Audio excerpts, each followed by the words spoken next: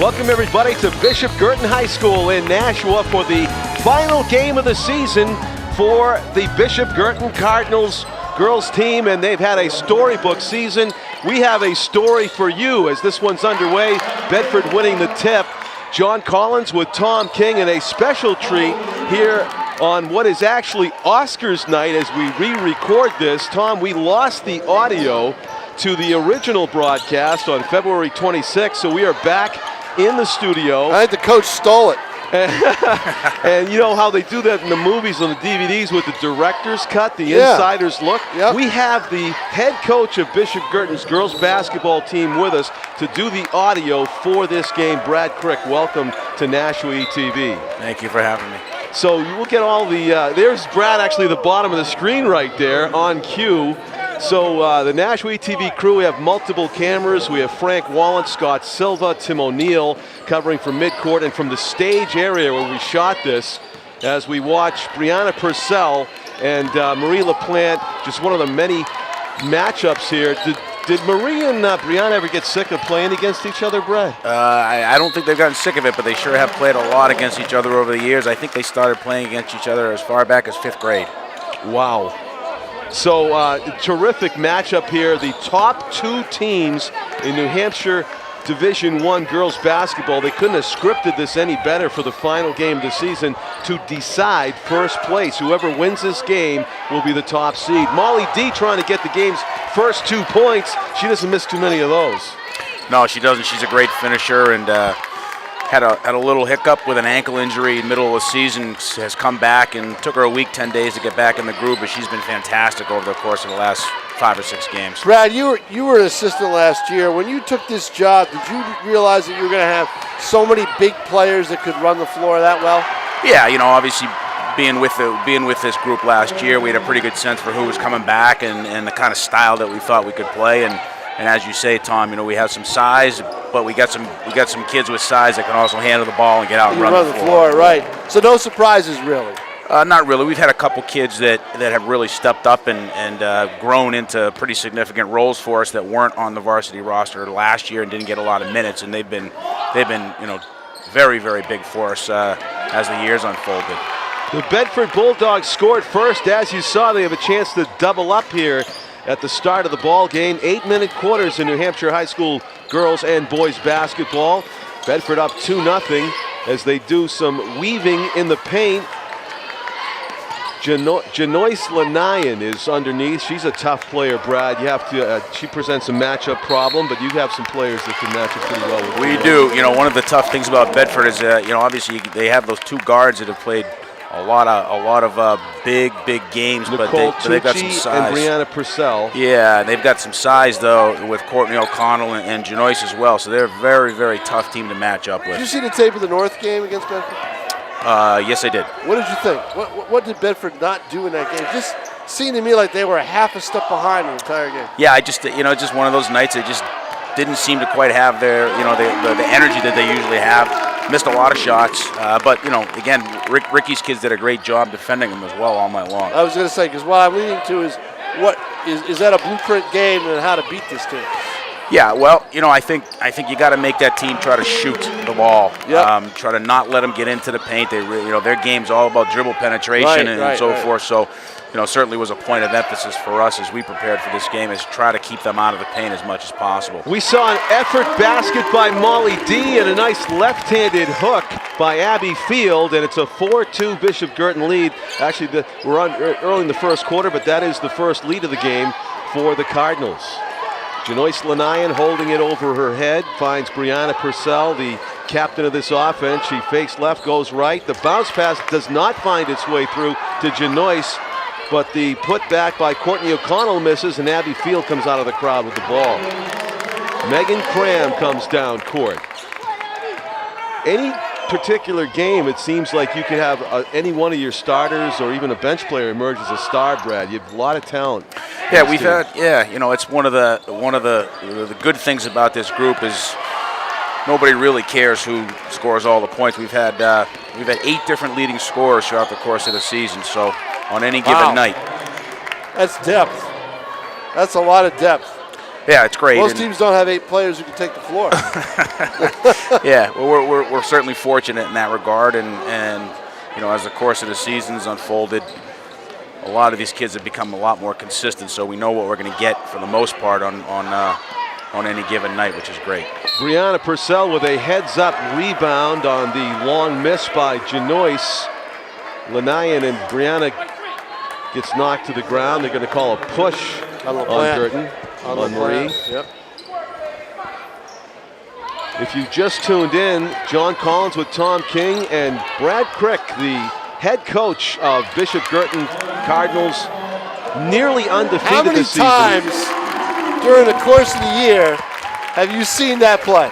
Yeah, a lot. How many times? A lot, but it never gets old. I was going to say, exactly. It never gets old. old. I mean, you just lead the league in transition baskets. Yeah, we score a lot of our, our offenses. Off turnovers and transition.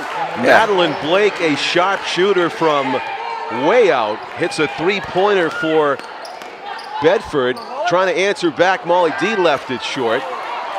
Fighting for this ball, gets it. There's an example of the turnovers that happen a lot in this game, and also a lot with Guertin all year long. You know, they fight for every ball, and if you put the ball on the floor, it's gonna get touched at some point. Yeah, slapped away. Yeah, Tom, you and I have talked about this before. We've really tried to emphasize that a lot of what we do starts on the defensive side of the floor, right, and with the aggressive style of play, and we're averaging 21, 22 turnovers, forced a game. So we do generate a considerable amount of our offense with our defense. Brad, I seem to notice these particular officials were allowing a lot of hand checking, a lot of contact early in the game. Do you know the tendencies of the referees who call the various games? Yeah, the guys have a little bit of a different style, so we had a pretty good sense coming in, and I think, you actually hope in a game like this that they let the kids play, right, and really let the kids decide it. So that didn't bother us too much. That's exactly it. Really prefer that. Big games like this, you want a Mo Bilodeau type ref in the game. A guy who's going to let contact go, let guys fight for balls, or let players fight for balls, and let defenses play defense. Yeah, and the last thing you want is to get really good players on either team in foul trouble, and it really just changes the flow of the game, and really the kids should decide the outcome. Yeah, it definitely is more enjoyable when they, as you said, let them play. Brianna Purcell passes to Janois Lanayan. She got called for a travel. We saw that in the North-South girls game. That was just, a lot of contact. Ticky-tack, we called it. Stuff. Yeah. It was just ridiculous. It was frustrating to watch. Very frustrating. Megan Cram dribbling through traffic has it knocked away, but it is still Cardinal basketball. We're in the first quarter here of the final game of the season to decide first place in New Hampshire Girls Division I basketball for 2016. Brad, your only loss of the season to Londonderry way back in January. Yeah, it seems like a long time ago. Really wasn't calendar-wise, but in terms of how the kids have developed, it feels like ancient history. And it was on this floor, too. It was. What happened in that game? We got off to a horrible start. We actually did not score a point, believe it or not, in the first quarter. We were down 14 at halftime, made a great comeback, got it down to 2 points with a couple minutes left, just ran out of gas in time. Was it because splits the defense, can't get it to go? It was the first game right after the holiday layoff, right? It was. That really didn't have much to do with it, Tom. The kids just came out a little bit flat. Yep. Great lesson for us, actually. I was going to say there's a silver lining into not being undefeated, isn't there? So you don't get tentative about not wanting to lose instead of just going out and playing. Yeah. I think there's two schools of thought. Sometimes conventional wisdom is if the kids don't feel the pressure and so forth. But but I'll tell you, the day after that game, I didn't feel that way. Yeah, I bet. Yeah, you wanted that win as much as any other. Abby Fields' hook gets blocked this time. Pass up court, leaving it short was Madeline Blake, and a whistle. It's going to be BG basketball. You didn't start particularly well in this game either, but you seemed to bounce back towards the end of the first quarter. What happened to that? What happened there? Yeah, we actually we got out to a 6-2 lead, and then you're right. They went on a 9-0 run. I think it was 11-6. We got a little bit lax in getting back in some of our transition defense, and I think one kid in particular, Maddie Blake, hit 2 threes on us in the first quarter in transition. Yep. We just had to get it cleaned up. Rachel Marion doing the ball handling with Marie LaPlante as they crisscross. Marie looking for an open teammate. Is Marion one of those Overthrows, players you referred to about? She is. She's been just a fantastic. She's had a great season for us. She was a JV kid last year as a sophomore and has really emerged and so solidly in our top 8 rotation and just does all the little things, Tom. Pickpocket play by Marie LaPlante. Great play. Sometimes you get criticized as a guard for committing fouls in the backcourt, but it's nice when it works, when you steal it cleanly and you lay it in. Yep. Now Bedford trying to answer back in an 11-10 game, in and out. Loose ball, and look at that hustle. Jump ball. Possession arrow favors Bishop Guertin. Brad, back when I was talking, there's the play right here, LaPlante with the quick, and the move with her hands to get the ball in front so it couldn't be slapped out. Yeah. And get the shot off quick. Yep. Look at that behind the back dribble. I mean, she's just a cool customer out there. Brad, in the fall with soccer, it seemed like, a sport that, she was hampered by a little bit of an ankle injury, it seemed like running. Is that basically all done now? Is she It is. pretty much full strength? Yeah, every once in a while she tweak it, and but nothing particularly out of the ordinary. So she's healthy. Yep. Yeah, she's healthy and ready to go. You can see it when the last month she's just been fantastic as our floor leader and really brings the energy that we like to play with to the table, starting on the defensive side of the floor. As you go into the tournament, do you have any injuries to worry about? We're healthy. Wow, that's great. We're healthy. Yeah, we were nicked up in the middle of the season, in particular with Molly D. Missed 4 or 5 games with an ankle injury. That certainly hurt us with our depth and so forth. But it was also a great opportunity for kids like Rachel Marion and Megan Morelli and Donovan to play significant minutes. You see right there with Megan Morelli. Do you do drills where the ball doesn't touch the floor? We do. Yep. We do. First 15, 20 minutes of our practice is shows. really full court tempo. Yep. We try to get up and down the floor and get The the old kids really George going. Lucas style. Don't let the ball hit the floor. That's right. Right. This Look at that pass. There it is. 1, 2. And a layup and a basket and an 11-8 Guertin lead. And it's 11-10 now at the break, at the quarter break with that basket. Cuts it to just a 1-point lead. 11-10 Bedford lead. So an exciting finish to the first quarter. I'm John Collins with Tom King. BG head coach Brad Crick is here as we record this a few days after we actually shot this and lost the audio. So it's actually fortunate for us that we could do this. And I had some brilliant things. Well, we kind of had some cool repartee about how we were talking about Leap Day. It's going to be Leap Day on Monday, how they should add it to July instead of adding the it leap to February. stuff. Let's just talk about the basketball and all the strategy. But I said that play in the corner was going to decide the game, and it did. And no one knows it now. Well, maybe we can get back to it. It's my one chance at greatness, and I don't, You had your A game on that night. Yeah, I gotta say. sure did. You didn't have your A voice, but you had your A game. Right, going. exactly. Yes, but I want to say also, as we record this, Brad's given up a Bruins hockey game. I know he's still a big hockey fan, right? I am. And I'm listening, instead of listening to the Chris Rock monologue, I got to listen to a Tom King dialogue. That's right. The Bruins were down 3-1 when I came in. So. Oh, well, not missing anything. Tampa's a really good team.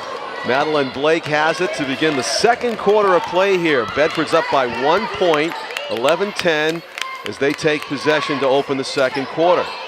Moving the ball around the perimeter. It's a good defensive possession for us right here, guys. Just everybody is right blanketed, and you're right. Yeah, how about that? They had nowhere to go with the basketball. And Megan Morelli ended up with it. No foul, just tight defense. Megan Cram splits everybody and takes the hit. Brad, she did a hard hit there, too. That was a hockey ball. Speaking of hockey, that was a body check. She did. She's a tough kid, though. Brad, do you see teams, and I haven't seen it in the games that we've done. We've done a couple of your games this year, and I haven't seen it. Do you see teams trying to play zone to force you to shoot the ball from the outside more? We did see a bunch of zone in the middle of the season. We did, and it was actually good for us, Tom, because it really forced us to use forced you to use it. And we had to use the outside game. We used the outside game. We spent a lot of time in practice breaking down zones and emphasizing the things you got to do, ball movement and so forth, and spacing to break zones. And the last 3 or 4 games, we've shot the ball really quite well from the field. Yep. Janois Lanayan hitting Nice the pass. cutting. Great pass. Great Brianna pass by Purcell. Lyon. Yeah, any basketball coach is going to like to play like that, whether it's for him or against him, and that was a nice play. And you can tell, as you pointed out in our original broadcast, Tom, that Janois Lanayan and Brianna Purcell, they have something going. They have chemistry. Those two on the court for Bedford. Yeah, that's a gutsy kid right there. She's a 4-year varsity player. Was an integral part of a state championship team her freshman year. As a freshman, which we called. That We were game there. we did, which was a game that Guertin basically had in its back pocket, but couldn't hit free throws down the stretch. Yep. That was the whole difference in the game. Yeah, that's right. I mean, Brianna Purcell, number 12, there, she started her high school career with a championship ring. Would have been 2 straight titles if Guertin had won that game. Yep. Right. Oh, yeah, they came back the next year, though, didn't they? I'm trying to remember. Bedford got to the final the year after. And lost to Londonderry. Our friend John Fagula. John Fagula was his swan song, I believe. It was a fitting ending. It sure was. Yep. No, Guertin has not won it. Oh, that's right. Since 2011, I believe. Yeah, 4 years ago. 5 years ago. 5 years ago, which we also did. A terrific team that was as well. We did both games. Megan Cram with the steal, going coast to coast. There he goes. Turns it into a layup drill. Guertin asserting themselves here early in the second quarter. Actually, I believe the years were 2012 and 2013. Those are the 2 years that Guertin was in the finals against Bedford. The turnaround goes for Megan Cram. 2 straight baskets for Megan. First year was against Londonderry, second year was against Bedford.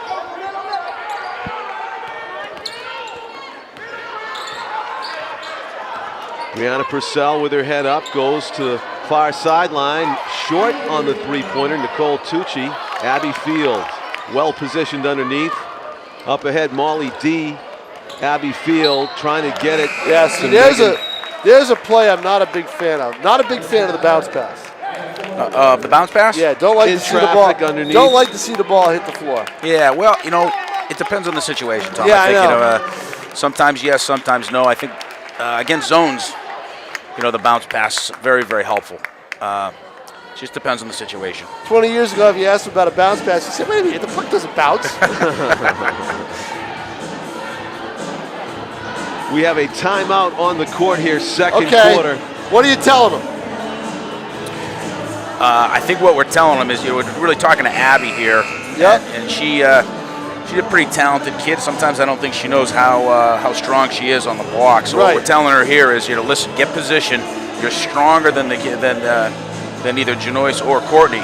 Those two are awfully athletic and long, but Abby's real big and strong. So I think what we're telling her is, listen, you get the ball down on the block, just take your time, go up straight, make a strong move to the rim.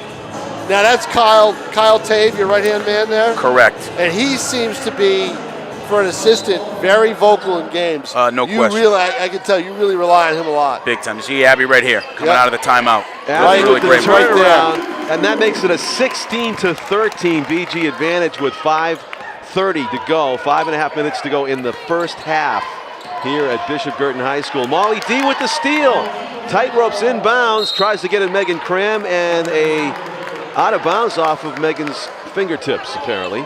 Not a foul. What does Tave bring to the table? What's his best attribute?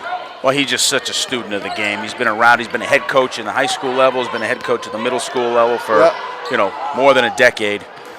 He actually coached a lot of these kids when they were in middle school at National Catholic. So he came in with a real familiarity with the vast majority of our kids. And, to be honest with you, it's almost like having 2 head coaches. It's really how we manage it. Did you bring him in, or was he already there? It was the first thing I did is I picked up the phone and called Kyle. Really? Yeah. Wow, how about that? Yeah, best move I've made so far. Yep. Alexa Dyer's basket makes it a 16-15 one-point game again. Other than calling me when you got the job. Nicole Tucci rebound as Nicole comes down with her head up, looking for a teammate. Alley-oops it to Janois. Back to Brianna, trying to split the defense, and a great play. What, the 2 of them, unbelievable chemistry. It was a bounce pass, though, wasn't it, Brett? It was. It was perfectly placed, though. In traffic, look at this. Yeah. It was the Give play and to go. make. Back it was almost a triple Purcell team. and then the bounce pass underneath. Yeah. And you know what was impressive about that bounce pass? She didn't even look Yeah. at the play. Yeah. No look pass. Yep. Classic point guard dish by Brianna Yep, Purcell. sure was. Twisting the one-handed runner, Megan gets the foul. Megan Cram to the line. So, free throws to shoot here in a game that will decide first place in New Hampshire Girls Division I. And you guys must have been fully aware of that, how much you wanted to win this final game and get the top seed. Yeah, I think, obviously you'd be crazy not to want the top seed. They were fully aware of it when they changed the game Yeah. from 5 to 7. Oh, right. That right. had a little Prime something time. to do with it. Yeah. Yeah. Janoyce Lanayan inbounds the make of the free throw by Megan Cram. Full court press causing problems for Bedford, but they're able to move the ball up court deliberately. Nicole Tucci for three, misses off to the right. Brianna Purcell somehow Nice sniffs play. out that rebound. Nice play to be able to get that block without fouling her. How And physical a game was this? This was really physical. Yeah, the kids got after it, both teams. A lot of gutsy kids out there on both sides of the floor, and you mentioned we were aware of the implications of this game. Certainly the Bedford kids were as well. yeah, and the gutsy kids led by the 2 point guards that were out ahead of the field there and collided. Marie LaPlante and Brianna Purcell. Marie sinking her free throws. Do you have a best free throw shooter on the team? Like if you get a technical, who you go to? We've got 2 or 3 kids that are pretty equal. Depends on the night, who's hot. And, Yeah, that's true. Who's on the floor, etc. Yeah. We have a foul called against Megan Cram. Collided knees with Brianna Purcell, so Bedford retains possession.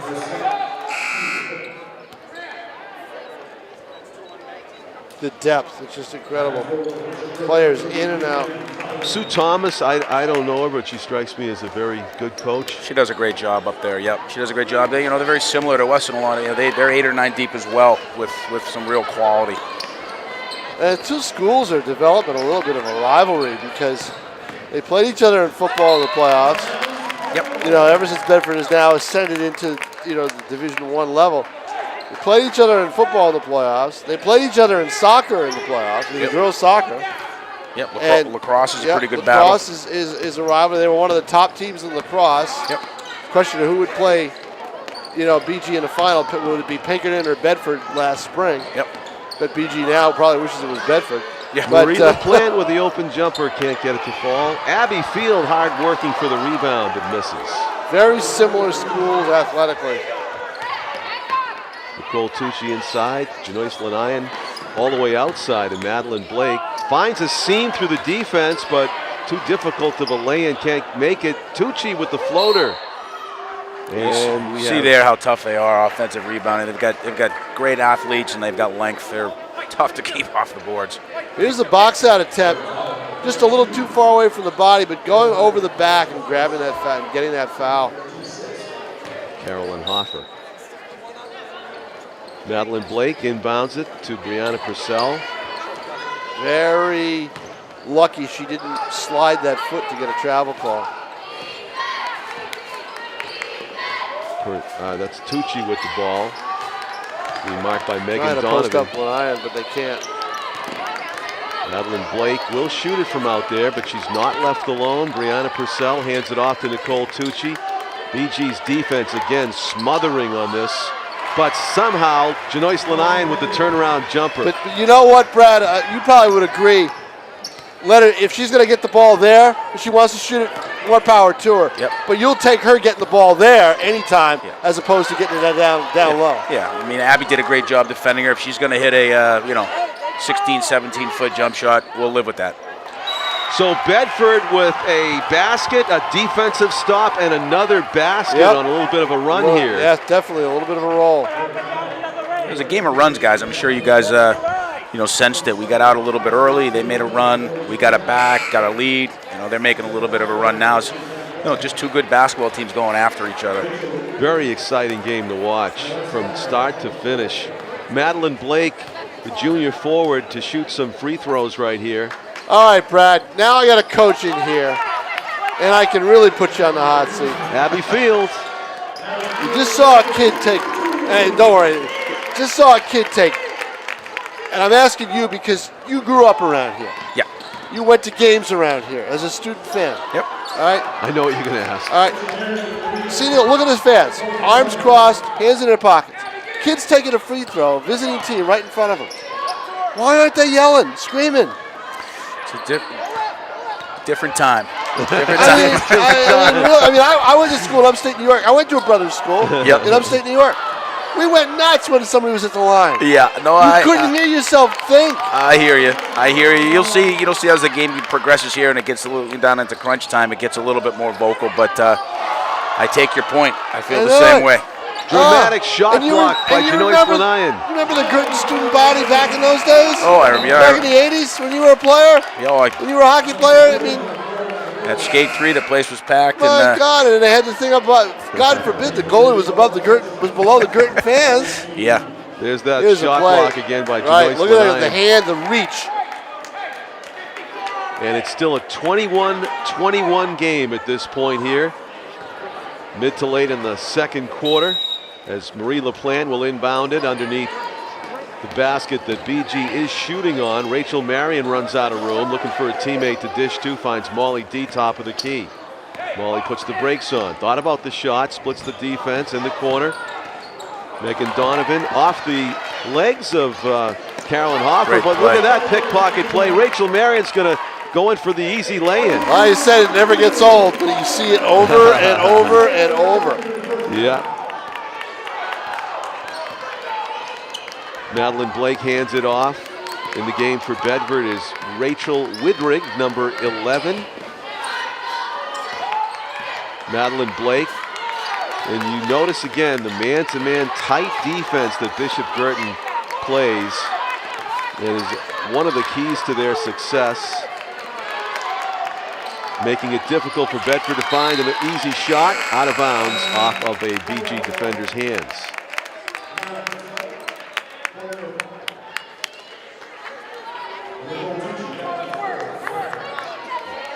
Something you coached, or did the kids just have a knack, everybody have a knack for blanket defense? I mean. Well, as I said before, it's something we certainly emphasized really from day one.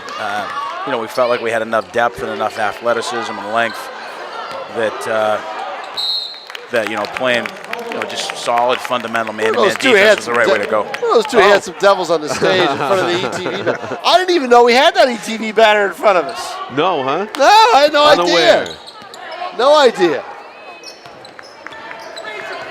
Down court we come. If you just tuned in, we lost our audio from the February 26th broadcast. We're redoing it here on a Sunday night, the 28th, and it's a bonus that we have Brad Crick, the BG girls head coach, with us. Holding for the last shot here, and they get fouled. Rachel Marion draws the foul underneath. That's another question I have for a basketball coach. And you happen to be the one that's closest to me right now. Do you practice or spend any time in practice? I imagine the answer is yes, but how much time holding for the last shot? Yeah, so we great question, Tom. I mean, we didn't spend a ton of time on situational stuff like that in the first couple 3 weeks while we were just getting things installed. Right, but as the right. seasons unfolded, we spend more and more time on end of half, end of game situations. We probably spend 15, 20 minutes a day at this point in time in the season. On that one shot situation? Really just any number of end of game situations. Right, okay. We'll put 3 or 4 minutes up on the clock and we'll sort of script the scenario for the kids and make them run through it. 24-21, a BG lead at halftime on their home court in the battle for first place. John Collins, Tom King, Brad Crick. We'll be back with the exciting second half conclusion to this one right after this break. The New Hampshire Interscholastic Athletic Association presents the Life of an Athlete program. Hi, I'm Morgan Andrews. I play at the University of Notre Dame, and I believe in the importance of hydration, rest, and nutrition. I'm Kevin Nolan from Nashua, New Hampshire. I play for the New Hampshire Fisher Cats. I learned right away, you gotta get your rest. Water is the best thing that you can put in your body. Nutrition is important because you're fueling your body, and your body is what gets you through the day. It's what gets you through a game. Learn more at loanh.org.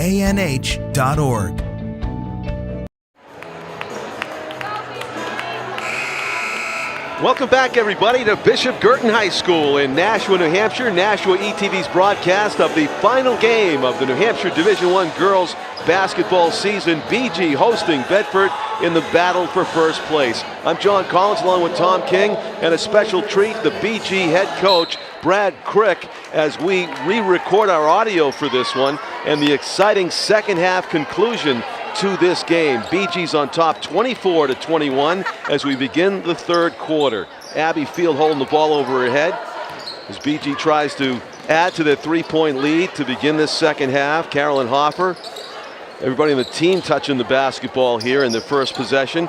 The alley-oop inside ends up off of a Bedford hand. A fortunate break there for Guertin as they almost turned it over. Brad, what did you tell them at halftime?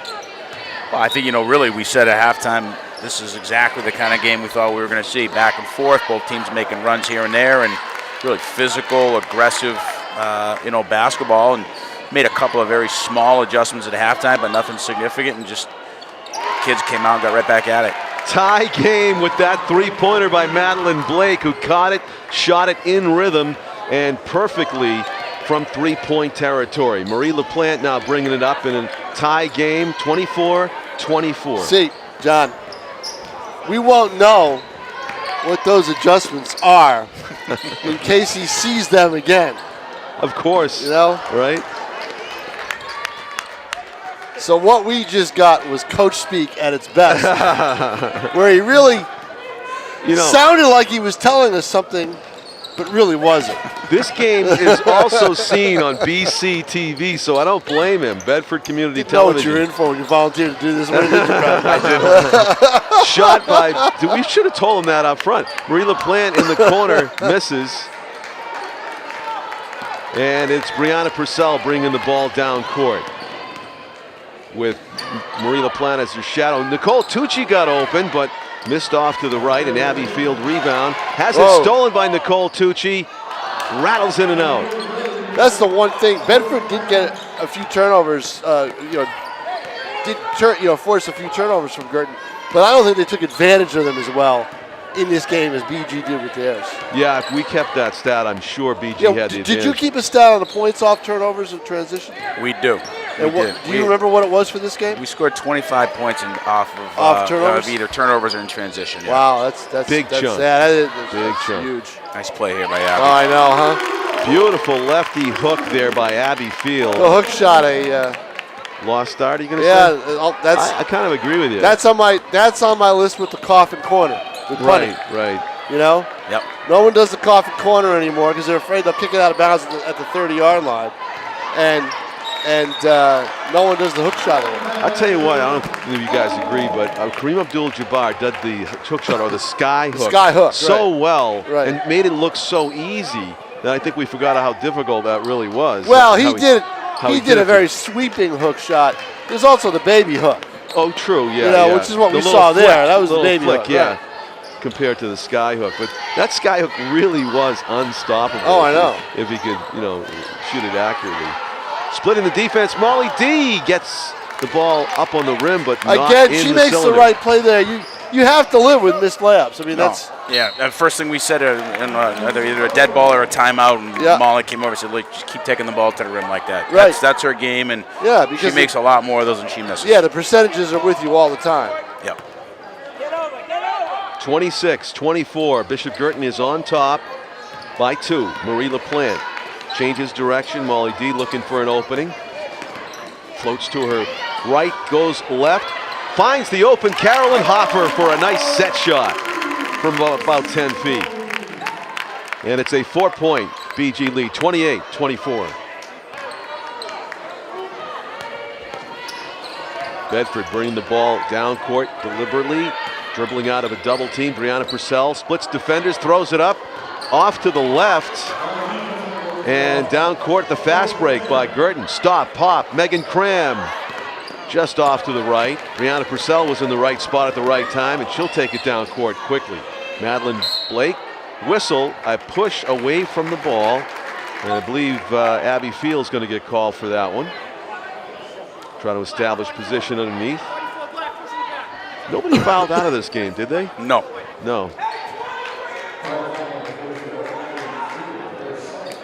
The audio guy. The audio guy. Nice.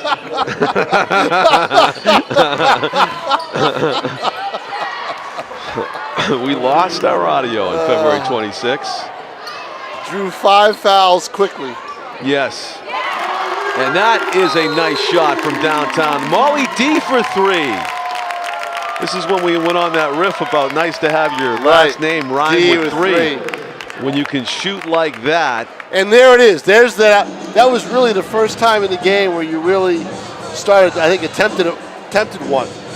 You know, we might have taken one in the first half down here in the corner, but you know, I think one of the things we've tried to emphasize with the kids all year long, and when teams play aggressive man defense on us, we certainly even a greater point of emphasis is trying to be aggressive and get the ball to the rim as much as possible.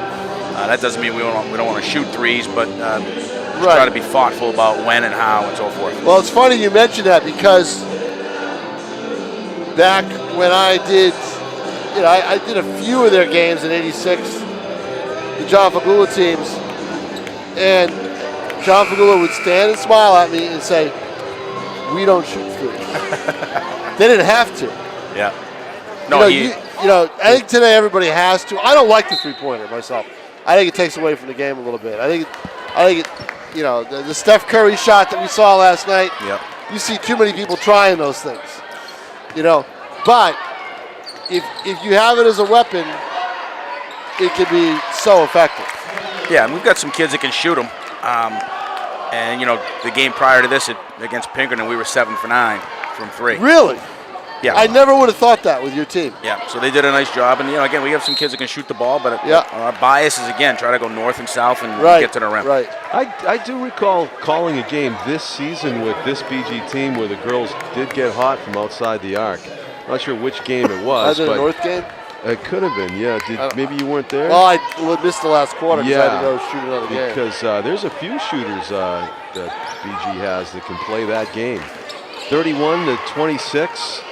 5-point lead for the Cardinals right now as Bedford tries to cut into it. I think in the tournament, because a lot of teams can't match up with you the way Bedford can in this game, teams are going to try to make you do that.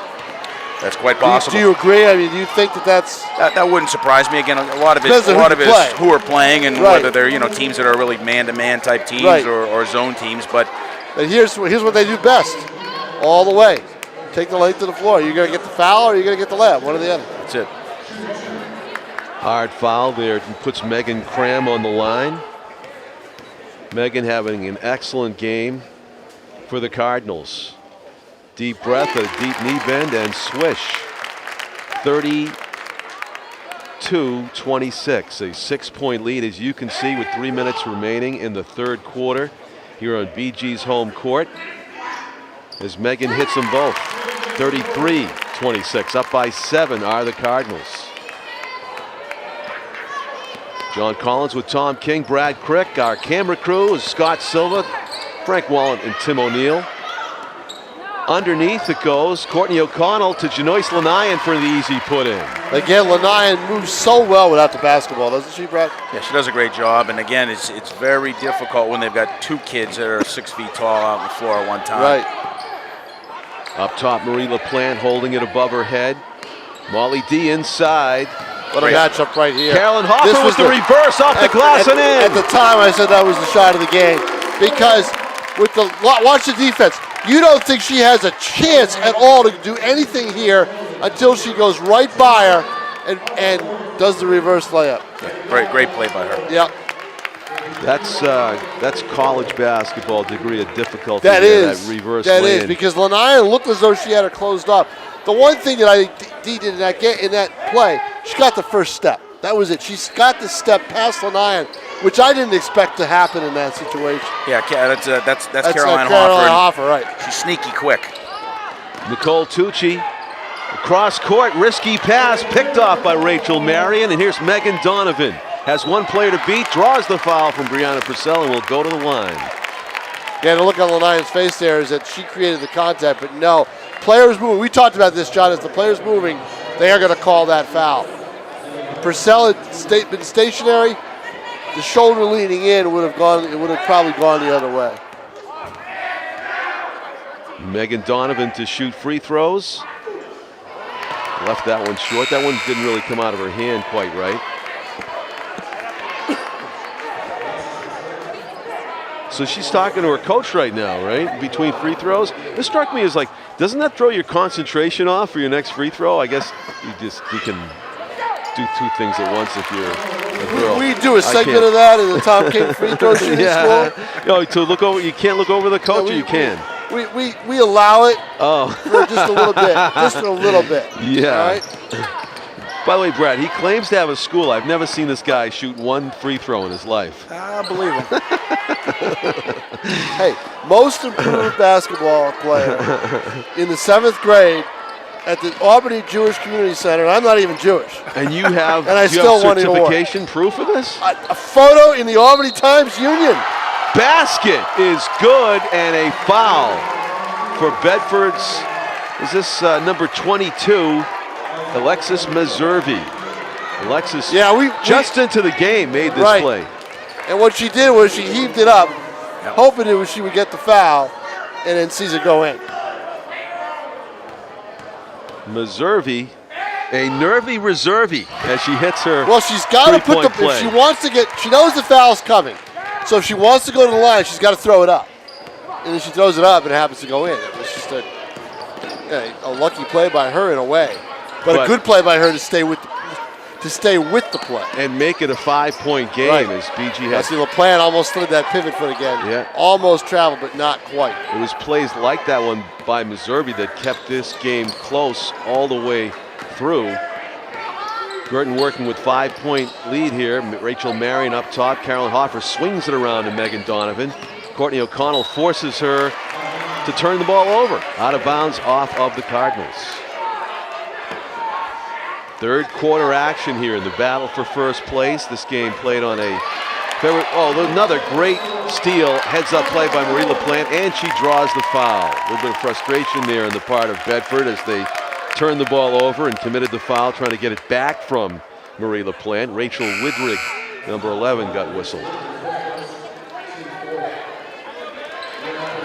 Non-shooting foul. Megan Donovan will throw it in from sideline. Good crowd here for New Hampshire School Vacation Week too, huh, Brad? Great crowd, great energy in the building, and certainly had a playoff atmosphere, which is really what we were looking for. Abby Field, Megan Donovan. Especially after you move the game to 7 o'clock. Yeah. Wide open is Rachel Marion. And there was the first. That play was there all night, and there was the first attempt right from that side. From the corner. And there Big you see the basket for score. them. Under a minute to go. Opens it up to 8. Yep. Brianna Purcell peeking around the screen. Meservy bounces it out to O'Connell. Going to work on Abby Field. Puts the brakes on.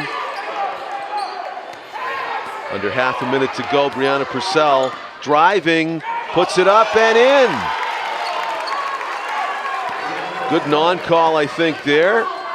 She hit the deck after the lay-in. Marie LaPlante with it. On that play defensively, Abby Field stands still and 6 seconds. as a statue, and Purcell moved right around her. Because Field was hoping to draw a charge. That does it for the third quarter. And it's an opportunity here. We have a head coach, high school head coach, Tom, big controversial play that happened over in Salem, between Salem and Winnacunnet. Why don't you set up and ask Brad's opinion? Well, the long launch by Salem, by McLaughlin, as time expired, goes in. And to me, the play was the optical illusion created where the Winnacunnet player catches the ball as it goes through the hoop. And the referees, after reconferring, say no basket. And even though Winnacunnet wrote a letter saying they should be awarded the win, Salem should be awarded the win, it was a bad call. The NHIAA says no because they have to go by what the referees rule. In that case, what do you think, Brad? What would you do if you were the coach? I take it you saw the clip? I did see the clip. Yeah, just one of those very, very unfortunate things is, pretty clearly Salem scored the basket. Right. I don't know, if it was a situation where the refs, as you said, Tom, just didn't see it clearly and so forth, but after talking about it, decided that they were going to wave the basket off. You just don't like to see a high school basketball game end that way. But as you say, as well, the rule in the NHIA, rule book is what it is, and there is no video rule. replay. Yeah, right, so it's just no video replay. Just a so very and so. Yeah, Joe Blow could have a replay and doctor it. Doesn't matter. And that's why unless you have an official replay set up, I don't think you can really do it. No, as unfortunate as it is, it's just one of those things. Right. I'm just glad that nobody's season ended as a result of that play. Right. As it did happen in the regular season and not the tournament. Fourth quarter is underway here at Bishop Guertin High School. The Cardinals with the lead. Imagine if that was a championship game. Yeah. If that was a championship game, that would have been national news. You took the words right out of my mouth. That's national news. That's viral. And it's viral, it's national news, and there would be a replay rule in the books the following season. And Skip Bayless and what's his name? We're going to be arguing about it. Oh, yeah, sure. Yeah. Stephen A. Smith.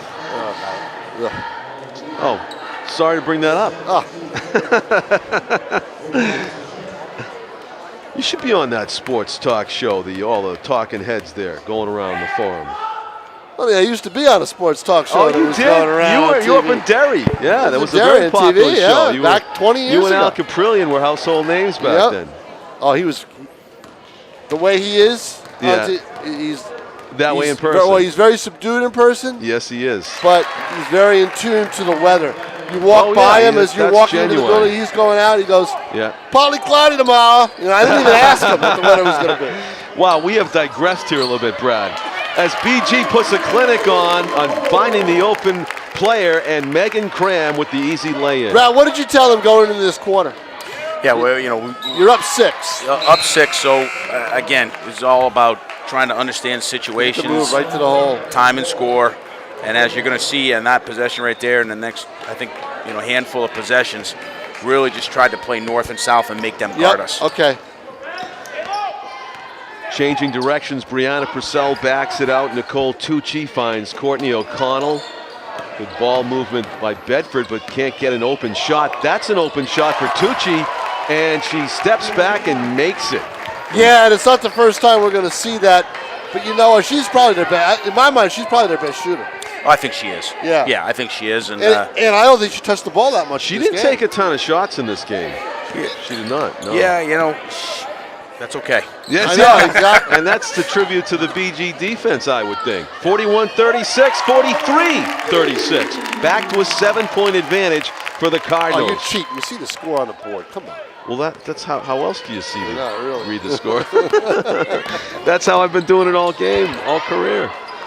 Reading it off the scoreboard. So, on the perimeter now, Bedford. It strikes me, if you're a team that's trying to defend against your Cardinal team, Brad, you usually go into a game saying, don't let this player or player X or Y beat us. There's X, Y, Z, and more on your team that could step up and have a big game. Yeah, again, we don't have, one of the nice things about our group is we really don't have anybody that's 18, 20, 22 point a game scorer. We've got our high scorers 12 and a half a game, and we've got 4 or 5 other kids sort of in that 7 to 9 point range. And speaking of that, Rachel Marion with a beautiful move to the hoop. The quickness as she gets by, but she slices through 2 defenders. That's the key. 2 defenders who did not want to foul her. Yeah, I counted 3. And then, she got by the first. Right, yeah. But on the layup, she slices through 2. That's one of the players that Brad said was, not a starter last year, and kind of really, was JV, I think, last year. JV kid last year, yeah. And really, coming off the bench, has done a great job for BG. Big contributor. Foul on the court, non-shooting, drawn by Courtney O'Connell of Bedford, so the Bulldogs will inbound it underneath the Cardinals' basket. Janoise Lanayan takes a rare breather, and into the game for Bedford comes Alexa Dyer. Rachel Marion will also come off. Megan Cram, Marie LaPlante, Carolyn Hoffer, Abby Field, and Molly D are the 5 on the floor for the Cardinals. Looking for an opening, Nicole Tucci inside of Courtney O'Connell. Well done by the Bulldogs. Marie LaPlante with it. Moving to her right. Takes it deep. Carolyn Hoffer up top with Nicole Tucci on her. Abby Field slowing it down a little bit. Hands it to Carolyn Hoffer. Carolyn has a seam. She'll give it up though. Right there. Molly D gets blocked by Courtney O'Connell. Great defense by the Bulldogs. Great defense, but you'd have her take that shot. Every time. Yeah, all the time. She had a clear lane. Bedford down by 5, 45-40.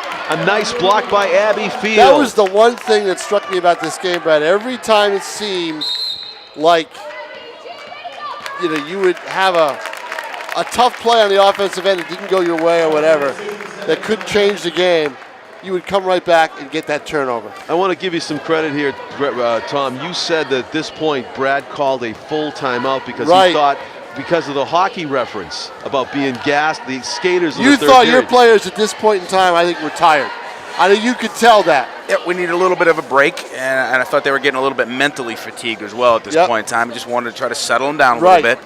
That's just Brad again, right there. Emphasize time, score. We're up 5, 4 minutes left. We actually in this timeout made a bit of a defensive adjustment, which actually helped us until the last minute and a half of the game or so. Which Brad could actually do a voiceover of himself right here if he wanted to. That's true, he could. That's right. 5 fouls, something like that. I'm trying to read lips. Bedford coming out of their huddle. But that was a break. Settle down and let's, take a breath, get some water the whole bit. Here's what we want to do for the last 2 minutes of the game, and then boom. I think right now, guys, we're about the 4-minute mark. Yeah, you are. And we do a pretty good job here in the next couple minutes, and then had a couple of hiccups coming down the stretch. But Marie looking for a teammate, finds Molly D. The scoop shot underneath, just not enough distance from the hoop to get it up and over. Janoyce Lanayan is painting herself into a corner here, but gets it across midcourt. She has barely come out of this game. Lanayan's been in this game most of the way. I know, she missed about 30 seconds of action, had the full timeout, and she's back out there. Number 3 for Bedford is Mia Roy. Alexa Dyer. Nicole Dyer Tucci. hasn't touched the ball that much. Nice switch there by BG as Megan Cram takes Mia Roy. And Marie LaPlante's on Nicole Tucci. Tucci spinning around. Could have ended up and down. Off the glass and in. Good putback by Alexa Dyer, who was Johnny on the spot for the rebound. Well, everybody collapses on Tucci, and that leaves the weak side open for rebounding. Marie LaPlante with it. Oh, she caught There's Mia another Roy. play to the corner. Let's see. Yep. And there it is. This is where it starts to open up with those corner shots. Court vision by Marie LaPlante. LaPlante sees it right away, fires a hard pass, no lob, and bang, no hesitation at all for the shot. Marie LaPlante actually stole that ball on the other side, and she passes to Megan Cram, who draws the foul. Those were a great 30 seconds of basketball by Marie LaPlante right there. Yeah, and guys, as you see right here, I think the kids, one of the things that the kids have really taken to as the years unfold is they've just done a great job keeping their composure. They've really grown up a lot. So they come out of that timeout we just talked about at the 4-minute mark, and really had a great defensive possession and 2 pretty good offensive possessions. Yeah, they know exactly what they want to do.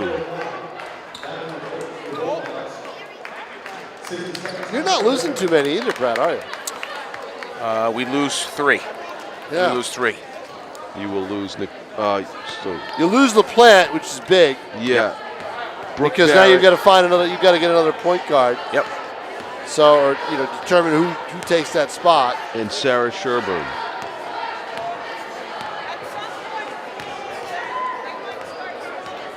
So that's going to be a strong BG girls team next year, folks. You can count on that. This is a battle for first place between Bishop Guertin and Bedford as we get down to the crucial final minutes of this one. It was a night on which we also did the boys game, Bedford against BG. Both tournaments about to begin, and we do see, looking ahead, Tom. Actually, the boys has got they have another week to go. Yeah, the girls' tournament starts Wednesday. It's coming right up. Right. That's not much of a break, huh? Why should there be? Yeah, go right into it. Well, in my history, it has to be a media day and no, not really. In Super Bowl my weekend. history, they take too long. You know, they could. I mean, they'd be playing on Tuesday or Wednesday anyway. But I mean, in other sports, sometimes they take way too long to start their tournaments. Megan Cram focused on that rim, but can't get it in this time. Brianna Purcell with it. 49-42. Bedford down by 7, turns it over. Megan Cram right there. Marie LaPlante with it. Yeah, we're at a point right now where BG looks like they're comfortably in control, and then we'll find out later how that works out. Yeah, yeah. We try to spread the floor here, guys, a little bit and take a little bit of air out of the ball without going into a complete coma. The kids do a fairly decent job, and Caroline kind of takes charge here, gets fouled, and gets to the free throw line. Now, in the original, I said that I would have rather seen her take it back out because she had more time to take off the clock. You know, again, she goes to the line. She's at the foul line, right. yeah.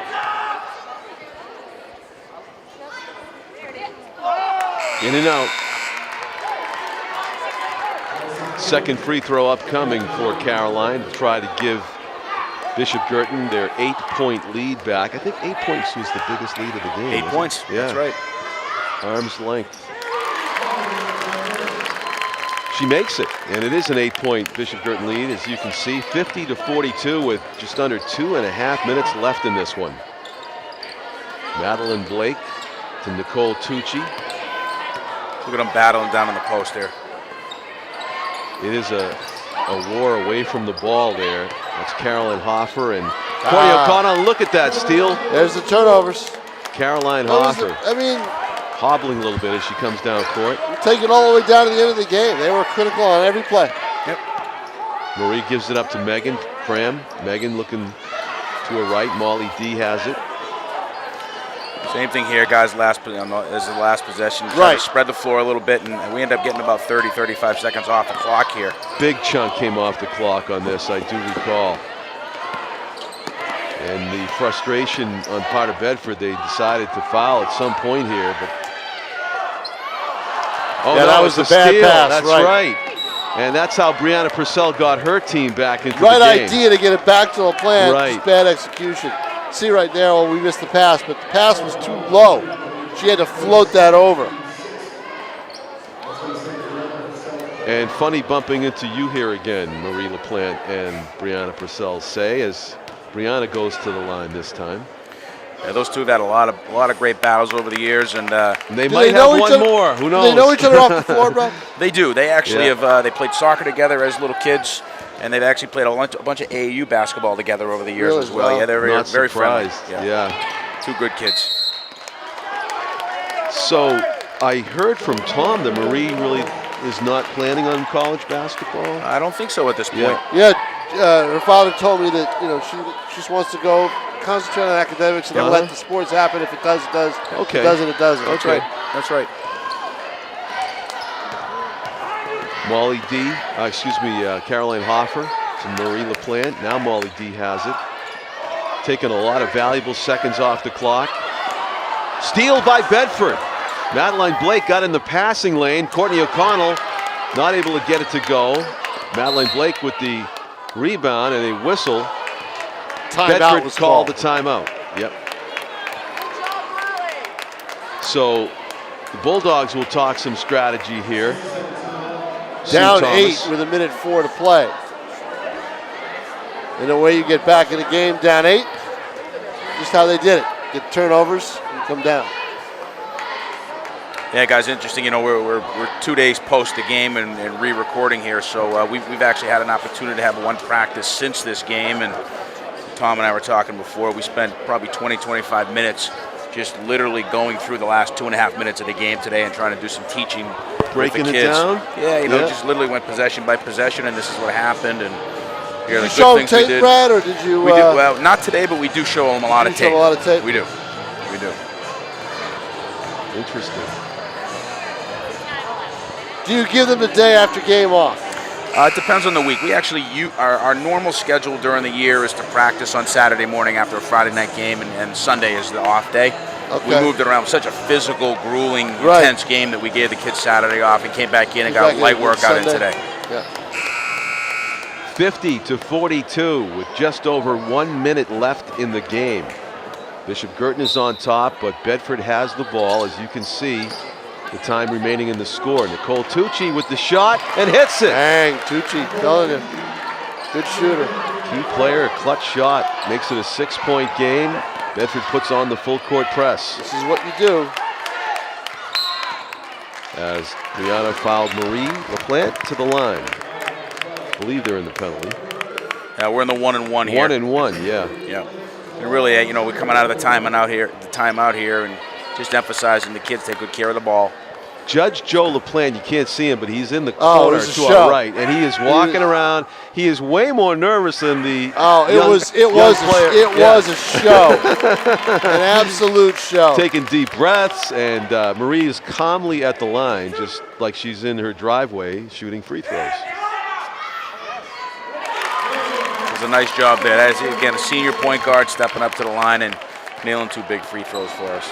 And they were big because they gave the lead back after we see this from Nicole Tucci, 52-47. It's only a 5-point lead. It's still anybody's game at this point. Ball, and I believe it's Bedford's ball here. It is. Right. This is where your heart rate might have went up just a little bit. Yes, to say the least. Right. 5-point Basically game. because you weren't able to take care of the basketball. Yeah, we just got a little sloppy. Kids got to the wrong spots. Just had a couple of breakdowns. And there's another one right there. Tucci right there. Tucci makes it a 1-possession game. Tipped ball. Look at this. Diving on the court. Jump ball, possession And this arrow. is where LaPlante, I think, saves the game for you here. This is an effort play right there. Because she goes right there. She was around the backside, and she came all the way around to go in and dive for the ball. Yeah, and we had the possession arrow and just the hustle play. Sometimes it's not about the X's and O's, guys, and we talk about that with the kids all the time. And coming down the stretch here, Marie makes a great effort play right there, gets us the ball back, and then you'll see coming up another. If she doesn't make that play, I'm thinking Bedford right there grabs the ball away from anybody who can touch it and calls timeout. Yeah. Should we send that clip to Cam Newton? Maybe. I know, huh? Really? Is that a low blow? Too soon? Guys, you see right in that timeout right there how valuable having a great assistant like Kyle is. I was having a conversation with the ref, just making sure we understood situation here. And Kyle, with all the experience, actually calls this sideline out of bounds play for our kids. Which we are about to see, folks. 20 seconds to go, 52-50. Toughest inbound play. There's a crowd for you, Tom. Wow, and she's oblivious to it, which is great. Crowd, I know it. Marie LaPlante gets the bounce pass from Carolyn Hoffer. Up court, Rachel Marion. They take the time down, and Molly D draws the foul. And the responsibility to go to the line in clutch time. Cool as a cucumber, throwing that inbounds play because of the crowd behind her. Yeah. She's the Bedford crowd. Yep.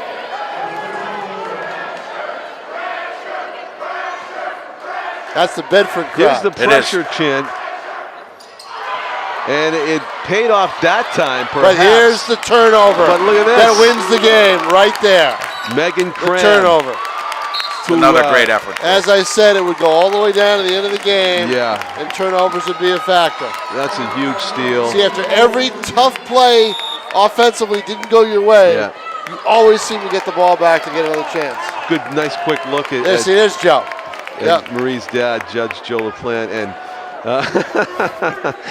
he passed up a chance at his big close-up here on Oscar night as we record this. John Collins with Tom King, Brad Crick.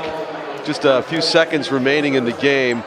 It's clearly a team effort, but if we do have to pick a player of the game, Tom, Megan Cram with their points and her defense and the big steal there at the end. But a team effort. I hate to pick one because the way Guertin plays, they don't really have players that stand at different junctures in the game. Players make big plays, like LaPlante makes that big play. Yeah. She makes the big assists on the corner shots, the whole bit. But I guess you're right. I'd go with Cram. Hoffer with a big, huge corner three. Marion with a corner three. Abby with 7, 8 big Marie rebounds. LaPlante in the middle of everything in this game. Right. Too. Yeah. Clutch free throws to boot. Actually, I thought Pete Johnson was the athlete. Well, see, that's just it. See, the visiting team is making that call. And this time, doesn't matter. 30. I got to check the score again. 53-50. 53-50, thank you. This could make it a 4-point lead for Bishop Guertin. And not enough time for Bedford to go down and get 2 scores. Clutch free throws right there. That And does it. that'll do it. 54-50. That last one was the key because she needed to get the 4-point lead to avoid a 3-point shot that could tie the game. Hey, Brad, thank you for being with us. Congratulations on a storybook season and good luck in the playoffs. Guertin finishes with the top seed, everybody. They will play Keene in the first round. Nashua North, we believe, will play Manchester Memorial at home. And Alvern, a little local interest, Alvern will host Merrimack. Those are some of the first round games in the field of 16 that we likely can deduce here on Sunday night, Oscar night, as we tape this game. Brad Quick, thank you very much. Thanks, guys. Appreciate it. 17-1. BG finishes the season in first place. Thank you for watching Nashua TV, and good night from Bishop Guertin High School, everybody.